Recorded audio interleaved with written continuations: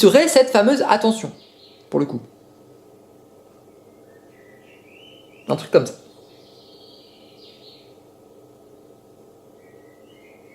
Et donc on aurait pareil cette valeur d'échange et cette valeur d'usage dans l'exposition. Alors l'exposition, l'intérêt c'est que comme elle a été prise en partie par beaucoup de gens, par des mouvements aussi un peu anarchistes ou quoi, elle est toujours un peu remise en question. C'est-à-dire qu'il y a des gens qui vont faire une sorte de contre-pouvoir en faisant des sortes de contre-expositions, des expositions, enfin le modèle de l'exposition artistique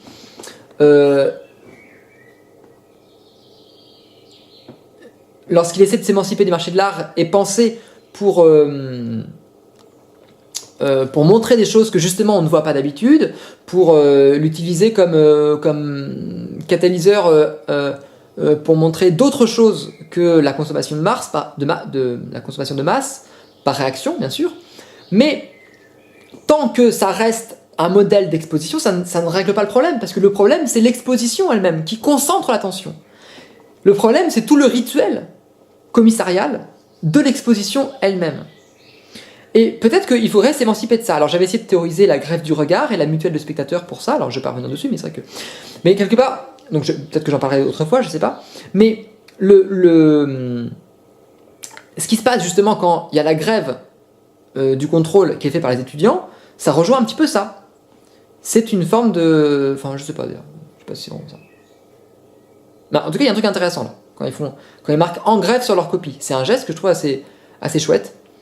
Et du coup, comment penser dans le domaine de l'art sans que ce soit une récupération, c'est-à-dire sur le plan, pas simplement de l'art, mais sur le domaine de la culture, sur le domaine du temps, sur le domaine de... Voilà. Comment faire une vraie grève, quoi, en fait. Et je pense que si c'est bien pensé, et si c'est honnête, c'est compliqué que ce soit de la récupération. Mais en même temps, je trouve qu'on récupère toujours un peu le truc, quoi.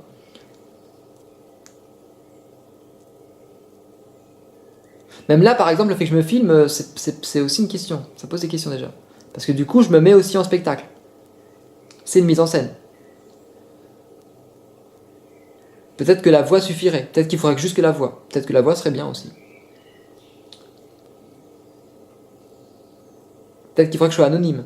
Alors après, du coup, être anonyme ou signer, c'est pas grave de signer non plus, hein, mais c'est vrai que forcément, ça offre aussi une valeur d'exposition en fait à ce discours-là, quoi. Après, bon, peut-être que c'est aussi intéressant de l'exposer. Peut-être que c'est un moyen aussi c'est aussi un contre-pouvoir, du coup. Mais l'idée, ce serait pas de faire un contre-pouvoir, mais un anti-pouvoir, en fait, de faire une anti-exposition.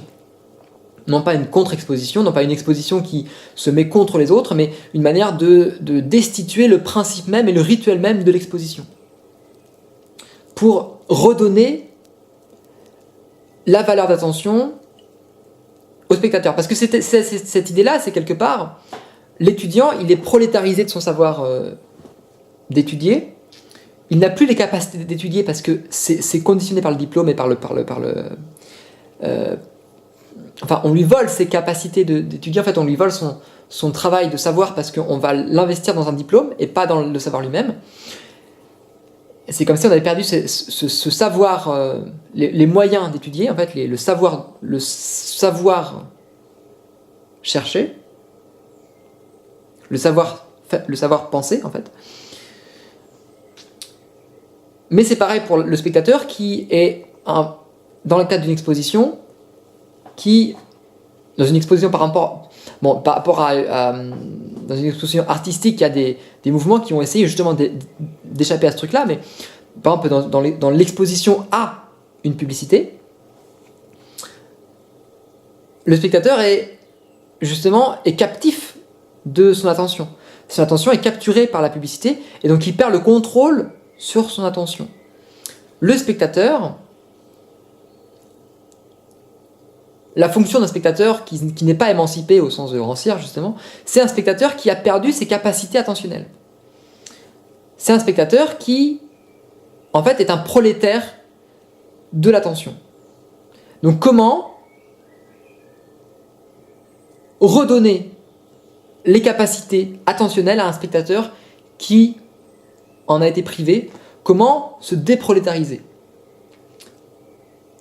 Comment penser la question de l'abolition du prolétariat pas simplement sur un plan économique, c'est intéressant bien sûr, mais aussi sur un plan attentionnel et sur un plan psychologique et sur l'ensemble des plans, comment redonner en fait la puissance d'agir, qui est la puissance d'agir, la puissance de faire et la puissance de vivre, qui est en fait l'envers de la figure du prolétaire.